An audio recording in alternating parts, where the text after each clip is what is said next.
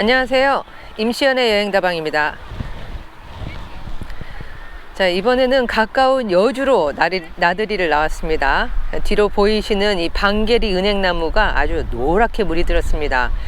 그런데 이 일대가 오늘이 평일인데요, 완전 난리예요. 주차장도 그렇고 오가는 사람도 정말 많고 정말 인기네요.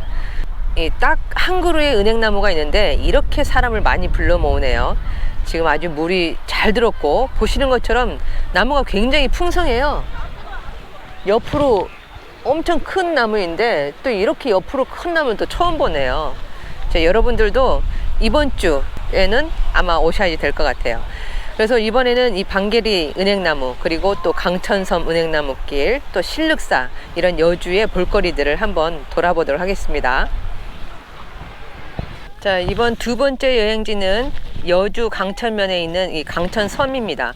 그러니까 조금 전에 보셨던 방계리 은행나무는 여주하고 바로 가까운 원주시 문막에 있는 방계리 은행나무였고요. 이번에는 바로 한 30분도 걸리지 않았어요. 여주시 강천면에 있는 강천섬의 은행나무길을 또 산책을 해보겠습니다. 자, 이 강천섬길은 여주 여강길 코스에도 속하고요. 그리고 이 작은 섬이지만 이 섬을 한 바퀴 이렇게 걸을 수 있도록 이렇게 길을 잘 해놨네요. 다른 계절에도 산책 삼아서 오시기에 괜찮을 것 같아요.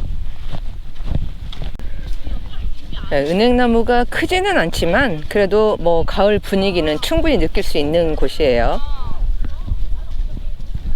문막의 방계리 은행나무에 비해서는 여기가 훨씬 분위기도 괜찮습니다.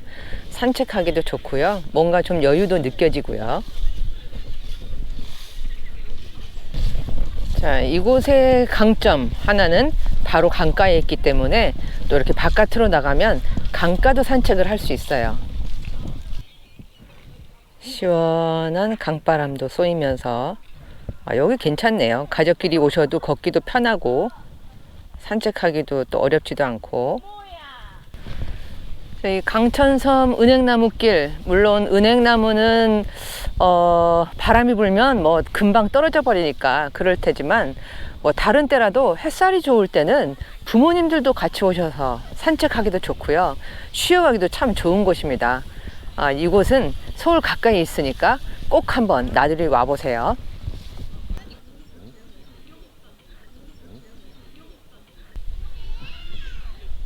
와, 빵과 커피 들고 오면 정말 한나절 쉬었다가도 참 좋겠습니다. 우와, 다 떨어진다 이제. 아유, 바람만 불면 다 떨어지네요. 어우.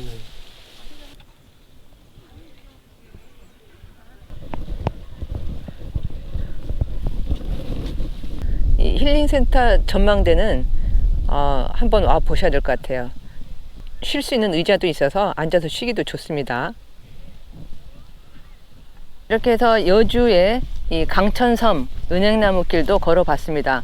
여기는 동선이 그래도 상당히 긴 편이어서 그냥 걸으면서 한 바퀴 돌아도 한 2시간 정도는 생각을 하셔야 될 것 같아요. 그리고 오후 햇살이 좋은 날, 가을이지만 그런 날도 오셔서 잠깐 쉬어서 가기가 아주 좋은 곳인 것 같아요. 그러니까 여러분들도 다음에 이 서울에서 가까운 곳에서 조금 가서 여유 있게 산책도 하고 그럴 곳 없나 싶을 때는 이 여주의 강천섬 강추합니다. 실륵사는 특이하게 강변에 있는 절이에요. 절들이 대개 산에 있는데 실륵사는 강변에 바싹 붙어 있습니다. 아주 역사가 깊은 절이고요. 여기에서 나홍화상께서 입적을 하셨어요. 나홍화상께서는 그 무학대사의 사형으로 많이 알려져 있죠. 고려말 조선 초에 실제로 무학대사보다 훨씬 더 유명했던 스님이라고 그래요. 그 나홍화상께서 여기에서 입적을 하셔서 여기 나홍화상의 부도가 있는데 종형 부도예요. 그리고 쭉 안쪽으로 들어가면은 모전탑이 있죠.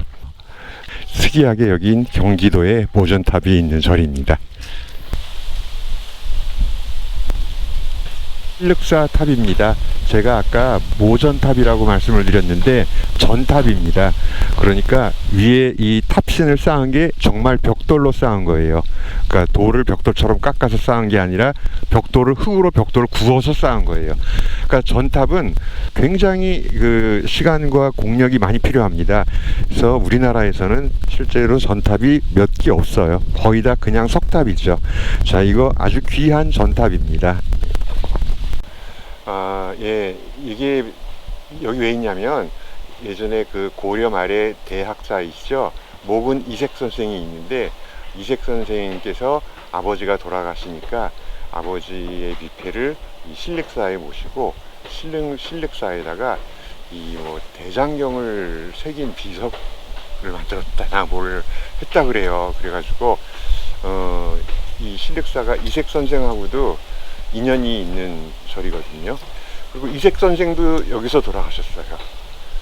이색 선생이 이제 이성계가 조선을 개국한 다음에 이제 은퇴해 있는 이색 선생을 불러 올려요, 한양으로. 그래서 저를 좀 도와주십시오. 그러니까 이색 선생이 이성계를 왕으로 인정 안 하고 고려 말에 내 후배 취급을 한 거예요. 그러니까 뭐 이성계는 이제 그냥 보내드렸는데 이색 선생이 여기 들어와서 하루 자고 이제 남한강에서 물놀이를 하다가 배가 뒤집혀져 가지고 빠져서 죽었어요. 그래서 이걸 가지고도 사람들 사이에서는 좀 말이 돌고 있죠. 예. 하여튼 이 절에서 그때 고려 말 조선 초에 큰 어른이셨죠. 목은 이색 선생도 돌아가시고 나홍화상도 돌아가시고 불가와 유가의 대가 두 분이 돌아가신 절이 신륵사입니다.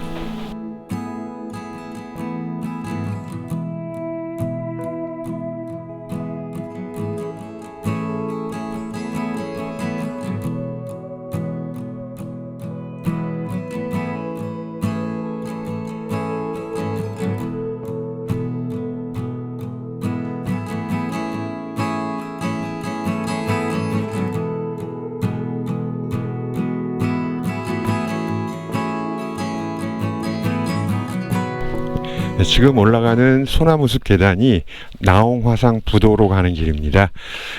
나홍화상은 보제존자라고도 알려져 있어요. 그 다음에 나홍화상 부도가 종형 부도예요. 종 모양으로 생긴 부도다 이렇게 알려져 있는데 종형 부도의 최고 걸작이다라고 꼽히고 있어요. 그래서 저 아래에는 나홍화상 석종 이렇게 안내문이 붙어 있네요. 자, 이 부도가 나홍화상 부도예요. 부도 기단 자체가 아주 크고 나홍화상이 어떤 큰 스님이었는지를 부도만 보고도 알 수 있죠. 그 다음에 또 특이한 게 부도 앞에 석등까지 만들어 놨습니다. 근데 저 석등이 대리석으로 만든 석등이에요. 그리고 석등의 문양이 아주 다채롭고 다양하게 들어가 있어요. 공을 많이 들인 석등이죠. 자, 이것만 봐도 나홍화상이 당대에 얼마나 큰 스님이셨는지를 알 수 있습니다.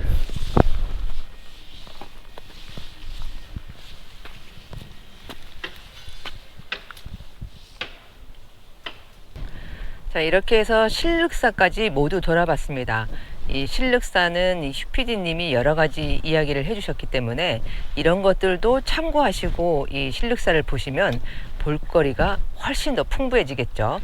자, 이번 여행지 첫 번째는 강원도 원주의 문막, 방계리, 은행나무, 그리고 또 강천섬, 그리고 신륵사 이렇게 세 곳을 돌아봤는데요. 그 방계리 은행나무는 이 여주하고 무척 가깝기 때문에 이 여주권 여행지라고 해도 크게 다르지가 않을 것 같아요. 그런데 워낙 많은 사람들이 오기 때문에 여기를 이번 주에 가보시라고 말씀드리기가 참 조심스럽네요. 주말에는 사람들이 너무 많을 것 같거든요. 자, 아무튼 이런 점들을 참고하시고 더 늦기 전에, 가을이 더 늦기 전에 한번 여행하실 때 참고해 주시면 고맙겠습니다. 자, 이번 시간도 끝까지 시청해 주셔서 고맙고요. 저는 또 다음 여행에서 뵙겠습니다. 감사합니다.